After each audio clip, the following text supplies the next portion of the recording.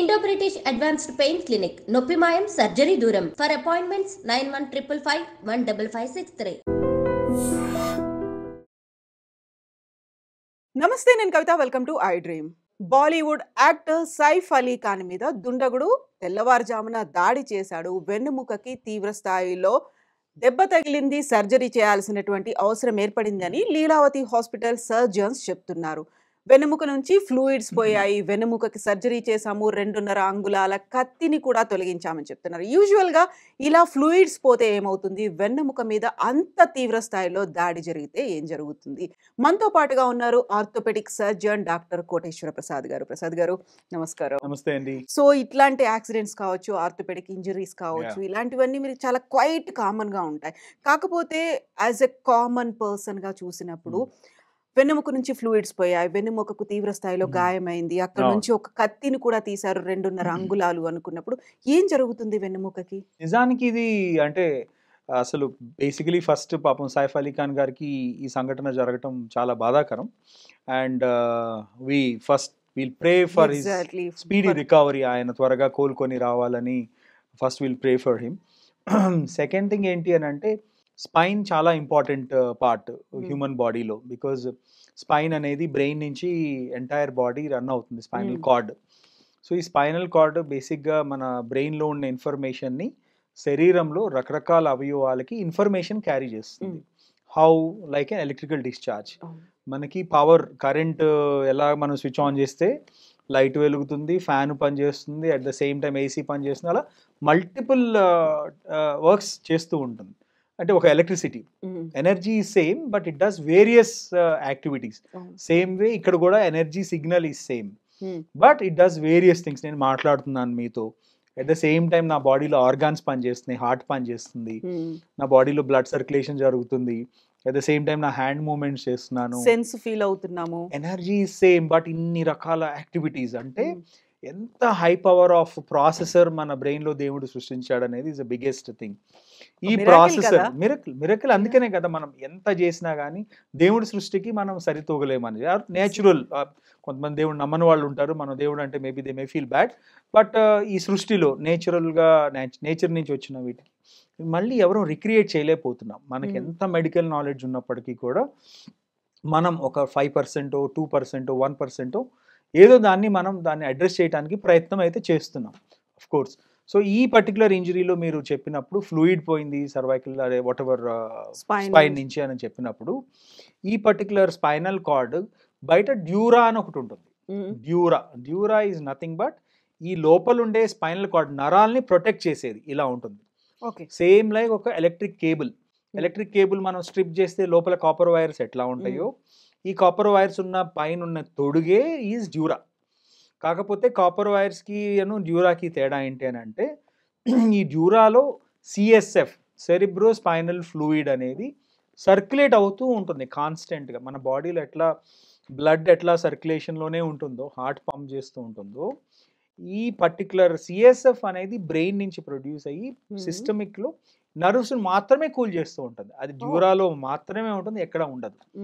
So ఈ cooling system plus nutrition, ఈ నరాలకి nutrition కూడా కావాలి కదా, ప్రోటీన్ కావాలి, ఎక్కువ ప్రోటీన్ కాంటెంట్ ఎక్కువ ఉంటుంది సిఎస్ఎఫ్లో.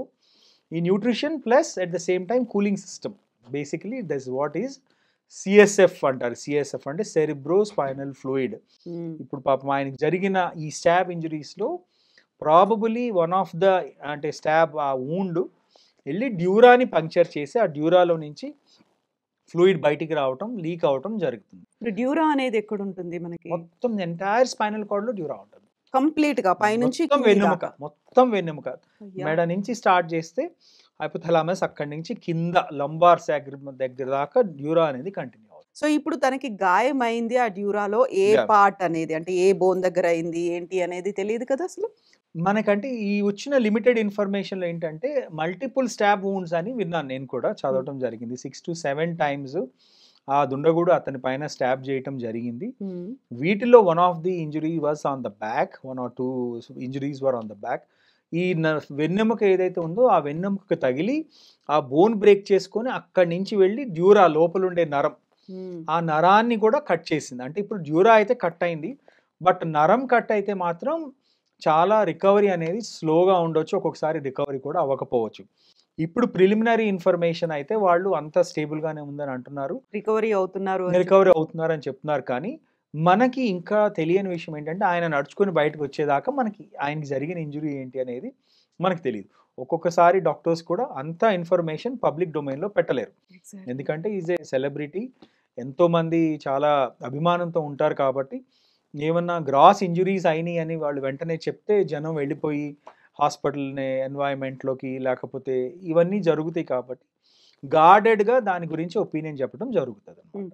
సో ఈ సర్జరీ అనేది ఎంత టైం పడుతుంది? ఇప్పుడు మీరు చెప్పారు ఆ రికవరీ అనేది ఎంత అవుతుంది? ఆయన ఎప్పుడు నడిచి బయటికి వస్తారు అనేది తెలియదు అనుకున్నప్పుడు. యా, టిపికల్గా స్పైన్ సర్జరీస్, ఇప్పుడు మీ ముందు మాట్లాడే ముందు నేను ఒక స్పైన్ సర్జరీ కూడా అటెండ్ అయ్యి వస్తున్నాను. సో ఈ స్పైన్ సర్జరీస్ అనేవి వేరియస్. ఒకవేళ ట్రామా అంటే ఇప్పుడు ఆయనకి ఒక స్టాబ్ ఇంజరీ, మాకు జనరల్గా వచ్చేవి ఈ land mine blast injuries. Yeah. Land mine అంటే యుద్ధం జరిగే నుంచి అక్కడ ల్యాండ్ మైన్ బ్లాస్ట్ అవటం వల్ల స్పైన్ ఇంజురీస్ అవ్వటము, లేకపోతే బుల్లెట్స్ ఎక్కువ మాకు ఈ మిడిల్ ఆఫ్రికన్, ఈస్టర్న్ ఆఫ్రికన్ నుంచి వార్ జరిగే ప్రదేశాలు, సుడాన్ ఒకటి, సొమాలియా ఒకటి, ఇక్కడ యుద్ధాలు జరుగుతున్నాయి, యెమెన్ ఒకటి, అక్కడ పాపం సోల్జర్స్ వార్లోకి వెళ్ళినప్పుడు, లేకపోతే మన సోల్జర్స్ వార్లోకి వెళ్ళినప్పుడు, వార్లో ఉన్నప్పుడు, ప్రస్తుతం మనం ఏ వార్లో లేము, బట్ వార్ సిచ్యువేషన్స్లో ఈ బుల్లెట్ షాట్స్ తగులుతాయి. లేకపోతే ఆర్సనల్ అంటే ఈ బాంబ్ బ్లాస్ట్ అయినప్పుడు దానికి సంబంధించిన పెంకులు అన్నీ వెళ్ళిపోయి శరీరంలో గుచ్చుకుంటాయి. చెల్లా చెదురుగా ఆ స్పైన్ చుట్టూ ఇరుక్కుంటాయి, కొన్ని స్పైన్ ఇంజురీ చేస్తాయి. అలాంటప్పుడు మనం ప్రతి సర్జరీ సేమ్ కాదు. ఒకవేళ ఇది సింగిల్ ఐసోలేటెడ్ స్టాబ్ ఇంజురీ కాబట్టి వాళ్ళకి పాయింట్ అంటే ఇక్కడ ప్రాబ్లం ఉంది, గుచ్చిన చోట గాయం ఉంటుంది. ఆ ఎంఆర్ఐలోను సిటీ స్కాన్లో బోన్ ఇంజురీ ఎంత అయింది, నర్వ్ ఇంజురీ ఎంత అయింది అని తెలుసుకొని లోపలికి వెళ్ళి అక్కడ ఆ సర్జరీ ఏదైతే చేస్తున్నారో దాంట్లో మెయిన్లీ ఏంటి అంటే ఈ తెగిపోయిన డ్యూరాన్ని రిపేర్ చేయటం. ఒకవేళ నర్వ్ ఇంజురీ ఏమన్నా అయితే ఆ నర్వ్ను కూడా రిపేర్ చేసే టెక్నిక్స్ ఉన్నాయి. సో కాకపోతే ఏంటంటే యూజువలీ ఆ నర్వ్ ఏ లెవెల్లో తగ్గింది, ఒకవేళ ఆయనకి మెడలో గుచ్చుకుందా, లేకపోతే థొరాసిక్ లెవెల్లోనా, నడుములోనా, దీన్ని బట్టి ఆధారపడి ఉంటుంది ద ట్రీట్మెంట్ ఏంటి అనేది. ఎనీథింగ్ బిట్వీన్ 1 hour నుంచి 12 hours 13 hours కూడా సర్జరీస్ జరగడం జరుగుతుంది. మేము లాంగెస్ట్ సర్జరీ చేసింది almost around 16 hours on CRPF people పైన ఒక 10 సంవత్సరాల క్రితం. ఈ మావోయిస్ట్ దాడి వల్ల స్పైన్ అనేది కంప్లీట్గా ఇంజురీ అవ్వటం వల్ల ఆ స్పైన్కి సంబంధించిన ప్రతి లెవెల్ బ్రేక్ అయిన లెవెల్స్ ఫిక్స్ చేసుకుంటూ అట్లా ఒక 14 నుంచి 16 లెవెల్స్ ఫిక్స్ చేసుకుంటూ నరాన్ని రిపేర్ చేసుకుంటూ డ్యూరాన్ని రిపేర్ చేసుకుంటూ అలా ఒక 14-15 hours చేయటం జరిగింది. So depending on injury surgical time అనేది పెరుగుతుంది. సో ఇప్పుడు మీరు చెప్పినటువంటి ఇన్ని రకాల ఇంజురీస్లో ప్రతి దాంట్లో కూడా స్పైనల్ ఫ్లూయిడ్ లీకేజ్ అనేది ఉంటుందా, లేకుంటే ఎస్పెషల్గా మనం అంటే ఇంజురీనే అక్కర్లేదు, ఆపరేషన్ చేసేటప్పుడు ఒక సర్జన్ కూడా డ్యూరాన్ని కట్ చేయొచ్చు. ఎందుకంటే మీకు తెలుసో తెలీదో చిన్నప్పుడు స్పైన్కి సంబంధించిన సర్జరీస్ అంటే కాశీకి వెళ్ళినట్టు పంపించేవాళ్ళు. ఈయన వస్తాడో రాడో బయటికి, వచ్చినా ఏం కాళ్ళు పనిచేస్తాయో, చేతులు పనిచేస్తాయా, నోరు పోతుందా, కన్ను పోతుందా, వాసన పోతుందా అనేది అది మెంటల్గా ప్రిపేర్ అయి ఉండేవాళ్ళు. ఇప్పుడు ప్రస్తుతం క్యాన్సర్లో అట్లా ఉంటుంది. క్యాన్సర్ వచ్చింది అనగానే హోప్స్ వదిలేసుకుంటున్నారు చాలామంది. అట్ ద సేమ్ టైం ఒకప్పుడు స్పైన్లో కూడా ఏమన్నా స్పైన్కి సంబంధించిన ప్రాబ్లమ్స్, స్పైన్కి సంబంధించిన సర్జరీ అంటే అసలు ఇతను బయటకు వస్తాడో రాడో, కాంప్లికేషన్స్, జనరల్ అనెస్థీషియా ఇవన్నీ ఉండటం జరిగేది. కానీ అప్పటికి ఇప్పటికి ఎంతో మార్పులు వచ్చేసినాయి టెక్నాలజీ. ఒకప్పుడు నేను చెప్పినట్టు ఆ ప్రాబ్లం నుంచి ఈరోజు స్పైన్ ½ hour 1 hour సర్జరీస్, ఇవాళ చాలా కాంప్లికేటెడ్ సర్వైకల్ స్పైన్ సర్జరీ చేసాం. 4 levels అంటే 4 levelsలో స్పైన్ ఫిక్సేషన్ చేసాం. కరెక్ట్గా 1:45 నిమిషాల్లో సర్జరీ అయిపోయింది. సో అదే ఒకప్పుడు ఒక 6 గంటలు 7 గంటలు 8 గంటలు చేసేవాళ్ళు సర్జరీస్. సో ఈ ఇంప్లాంటేషన్ టెక్నాలజీ కూడా పెరుగుతుంది కాబట్టి, దాని గురించి అవగాహన కూడా పెరుగుతుంది కాబట్టి, ఇప్పుడు మీరు స్మార్ట్ ఫోన్, మీరు చిన్న పిల్లోడికి 5 years పిల్లోడికి వచ్చినా స్మార్ట్ ఫోన్ ఆపరేట్ చేస్తున్నాడు. మన చిన్నప్పుడు స్మార్ట్ ఫోన్ కాదు కదా, మనం కంప్యూటర్ కూడా ఆపరేట్ చేయడం తెలిసేది కాదు. So I think technology availability అవే కొంది ఇవన్నీ కూడా డెఫినెట్లీ పెరుగుతున్నాయి. వెన్నెముకకి ఇంజురీ అయింది, వెన్నెముకకి సర్జరీ చేసాము అనే దాంతో పాటుగా 2.5 అంగుళాల కత్తి భాగాన్ని కూడా దాంట్లోంచి తీశారు అనేది. అదే నేను విన్నాను, కానీ సర్ప్రైజింగ్. అంటే అసలు అది ఏం కత్తి, అంత పల్చటి కత్తినా, అంతే స్పైన్లో గుచ్చుకొని ఇరిగిపోయింది అని అంటే ఆర్ అంత వెలాసిటీతో గుచ్చాడా అనేది మనకి is a $1 billion question. However దీన్ని ఫారిన్ బాడీస్ అంటాం. ఫారిన్ బాడీస్ అంటే కత్తి ఉండొచ్చు, ఆర్సనల్ గ్లాస్ పీసెస్ ఉంటాయి, మెటల్ పీసెస్ ఉంటాయి. నేను ఈ మధ్య ఒక సుడాన్ పేషెంట్కి ఒక 45 ఫారిన్ బాడీస్ తీశాను శరీరం. బాంబ్ బ్లాస్ట్కి దగ్గరలో ఉన్నాడు అతను. లక్కీగా ఏమీ అవ్వలేదు, కానీ ఈ foreign body particles, metal parts ఇవన్నీ ఫేస్ నుంచి నెక్, హ్యాండ్, లెగ్స్, థైస్ అన్ని చోట్ల 42 తీసాం. 3 hours 4 hours పట్టింది. సుడాన్ నుంచి డైరెక్ట్ గా ఇక్కడికి వచ్చారు. ఇక్కడికి వచ్చిన తర్వాత ఎలా అక్కడ తీసుకొచ్చారు? యుద్ధంలో ఉన్నారు కదండి, వాళ్ళు ఈడ బేసిక్ ట్రీట్మెంట్ చేస్తారు అక్కడ, యునైటెడ్ నేషన్స్ వాళ్ళ హాస్పిటల్స్ లోనే ఏదో, బట్ వాళ్ళకి దానికి మించి ఏం చేయడానికి ట్రీట్మెంట్స్ ఉండవు కదా. So India is the nearest country. ఒకప్పుడు గల్ఫ్ అది వెళ్ళేవాళ్ళు, కానీ బట్ ఎక్స్పర్టైజ్ సంబంధించి India is definitely at South Asian రీజన్స్లో వీఆర్ డెఫినెట్లీ గుడ్. మన స్కిల్ కానీ, మనకున్న ఇన్ఫ్రాస్ట్రక్చర్ కానీ, వీఆర్ ఎట్ పార్, అంటే మనం at par with any western countries, I must say. So ఇప్పటికి సైఫ్ అలీ ఖాన్కి ఎలాంటి ఇంజురీ అయింది, ఎక్కడ ఎంత తీవ్ర స్థాయిలో లోతు దిగింది, ఇవన్నీ తెలియకపోయినప్పటికీ బేస్డ్ ఆన్ యువర్ ఎక్స్పీరియన్స్ ఇవన్నీ జరిగాయి అనుకున్నప్పుడు ఎంత టైం పడుతుంది రికవరీ అయ్యి బయటికి నడుస్తూ రావడానికి? ఒకటి అండి, ఈ స్పైన్ ఇంజురీ కనుక నిజంగా నరానికి తగిలి డ్యూరా పంక్చర్ అయ్యి నరం కనుక కట్ అయితే it will take lot of time. మీకు షూమాకర్ అని ఒక ఫేమస్ ఫార్ములా 1 డ్రైవర్ ఉండేవాడు. అతను ఒక చిన్న యాక్సిడెంట్తో విప్లాష్ ఇంజురీ అని స్పైన్కి, ఐ థింక్ మోస్ట్లీ స్కీయింగ్ చేస్తూను ఏదో అతను పడిపోయి నర్వ్ ఇంజురీ అయిపోయి 10 సంవత్సరాలు బెడ్లో ఉన్నాడు. మోర్ దాన్ 50,000 కోట్లు ఆయన వైఫ్ ఆయన కోసం ఖర్చు పెట్టింది. 50,000 crores మెడికల్ ట్రీట్మెంట్ కోసం ఆయన సంపాదించిన ప్రతి రూపాయి ఖర్చు పెట్టింది ఆవిడ. ఫైనల్ గా ఆయన 10 సంవత్సరాల తర్వాత రికవర్ అయ్యాడు. 10 సంవత్సరాలు 7 years బేసికలీ. సో ఒక్కొక్కసారి నిజంగా నర్వ్ ఇంజురీ అయిపోయి నర్వ్ కనుక రికవర్ అవ్వలేని పరిస్థితిలో డ్యామేజ్ అయితే రికవరీ అనేది అవ్వచ్చు, అవ్వకపోవచ్చు. సో పర్మనెంట్ డిజబిలిటీ అవ్వచ్చు. ఒకవేళ ఓన్లీ డ్యూరా పంక్చర్ ఓన్లీ అక్కడ మటుకే అయింది అంటే కనుక మాకు 1 month to 15 days to 1 month ఆయన రికవర్ అయ్యి బయటికి రావచ్చు. బయటకు వచ్చినా కానీ ఫిజియోథెరపీ అని అవన్నీ ఇవన్నీ ఒక 2-3 months పట్టే అవకాశం ఉంటుంది. సో యూజువల్ గా ఆర్టిస్టులు, యాక్టర్లు అనగానే వాళ్ళ మీద బోల్డ్ అని హోప్స్ అని వీడియోస్ పెట్టుకుంటూ ఉంటారు. వాళ్ళు ఫైట్ చేయాలి, వాళ్ళు డాన్స్ చేయాలి, వాళ్ళ యాక్షన్ ఇలా ఉండాలి అని. సో అవన్నీ చేస్తున్నప్పుడు కూడా తీసుకోవాల్సిన జాగ్రత్తలు మళ్ళీ ఉంటాయి కదా? ఉంటాయి, అఫ్ కోర్స్ ఉంటాయి. ఇప్పుడు మీకు అలా యాక్సిడెంట్స్లో మన తెలుగులోనే చూస్తే నూతన్ ప్రసాద్ గారికి ఏదో బామ్మ గారి మాట బంగారు ట్రైన్ పై నుంచి కారు పడిపోయి ఆయనకు పాపం పర్మనెంట్ డిజేబుల్ అయిపోయి ఆయన ఐ థింక్ హీ డైడ్, అలాగే చనిపోయారు పాపం. జీవితం కంప్లీట్ గా మారిపోయింది కదా. సో మేబీ ఆ టైంలో అంత టెక్నాలజీ లేకపోవటం వల్ల, అంత సర్జరీస్ చేయలేకపోవటం వల్ల ప్రాబబులీ ఆయనకి పడిపోవటం జరిగింది. అదే ప్రాబబులీ ఈ రోజు జరుగుంటే మేబీ డిఫరెంట్గా సిచ్యువేషన్ ఉండుండొచ్చు, మేబీ ఆయన సేవ్ చేసి ఉండొచ్చు, ఆయన నడిపించి ఉండొచ్చు. ఇంకా చాలా అడ్వాన్సెస్ వస్తున్నాయి. ఇప్పుడు ఎగ్జోస్కెలిటన్స్ అని వచ్చినాయి. మీరు ఈ మధ్య ఐ రోబోట్ అని ఒక సినిమా ఒకటి వచ్చింది ఒక 10 years బ్యాక్. మనిషి బదులు robots will be performing the thing. మనిషి పైన రోబోట్ ఫిక్స్ అయ్యి robot will be doing the thing. So exoskeletons అంటే ఇట్లా 2 కాళ్ళు 2 చేతులు పడిపోయిన వాళ్ళకి ఎలక్ట్రిక్ బ్రెయిన్ నుంచి తీసుకునే ఎలక్ట్రిక్ స్టిమ్యులస్తో బయట ఒక కవచం లాగా తొడగబడటం జరుగుతుంది చేతులకి, కాళ్ళకి. ఈ కవచం ఏంటి అని అంటే బేసిక్గా కాళ్ళని సేమ్ మన మైండ్ ఎట్లా ఆలోచిస్తుందో ఈ సిగ్నల్స్ పాస్ చేసి ఈ ఎగ్జోస్కెలిటన్ ద్వారా మనిషి నడవటం.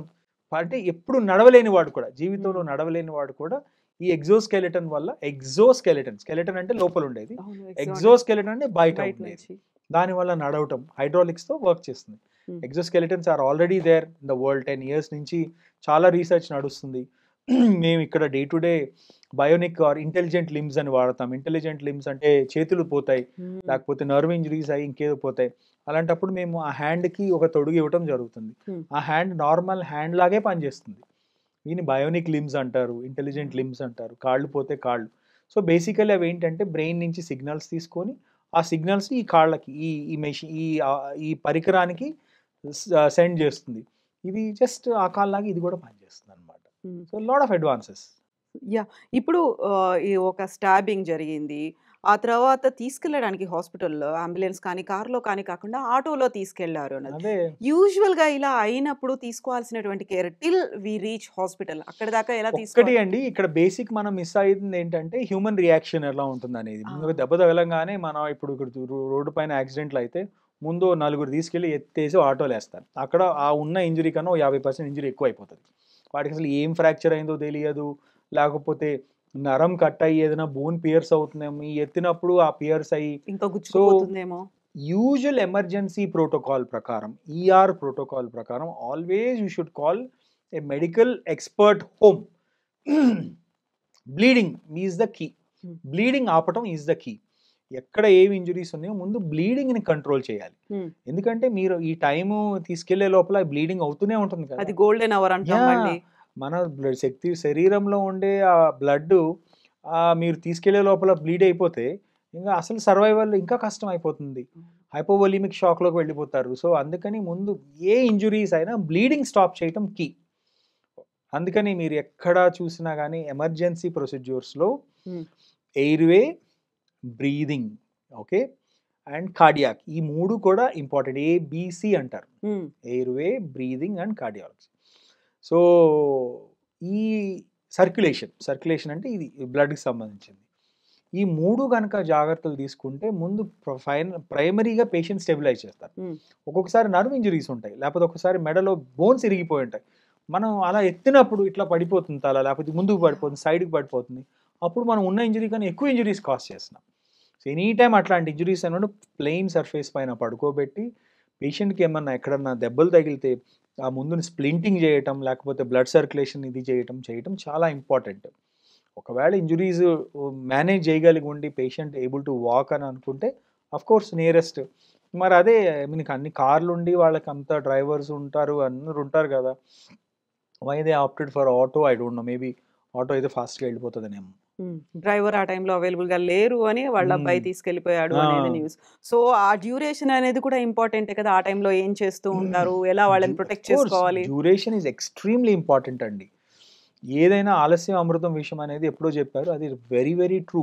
మనం కొన్ని ట్రీట్మెంట్స్ డిలే చేసే కొంది అవి definitely it will not go in favour of the recovery. It will go against the recovery అన్నమాట. సో కాబట్టి time is important, approach is important. ఇప్పుడు చాలా అడ్వాన్స్డ్ కంట్రీస్‌లో స్కూల్లోనే ATLS, advanced trauma, BTLS, BLS, basic life support అనేది ప్రతి ఒక 5 ఏళ్ల పిల్లవాడు, 10 ఏళ్ల పిల్లవాడి నుంచి 60 ఏళ్ళు, 70 ఏళ్ళ వాళ్ళ దాకా నేర్చుకోవాల్సిన basic thing BLS. Basic life support. How to resuscitate someone. ఎమర్జెన్సీలో కార్డియాక్ అరెస్ట్ అవుతుంది, ఎమర్జెన్సీలో ఏదో ఇంజరీ అవుతుంది, యాక్సిడెంట్ అవుతుంది. వాళ్ళని ఎట్లా స్టెబిలైజ్ చేయాలనేది all over the world it is there. But మనకి ఇప్పుడిప్పుడే ఆ ట్రైనింగ్ నడుస్తుంది. అందరూ నేర్చుకుంటే ప్రతి ఒక్కరికి ఒక ప్రోటోకాల్ ఉంటుందన్నమాట. అది. Yes. Thank you so much Prasad గారు. మీరు అన్నట్టుగా ఆయన సేఫ్‌గా తొందరగా రికవర్ అయ్యి బయటికి నడుచుకుంటూ రావాలని yes. We wish and pray అండి. థాంక్ యెస్ యూ సో అండి. మచ్. నమస్తే. థాంక్ నమస్తే. యూ.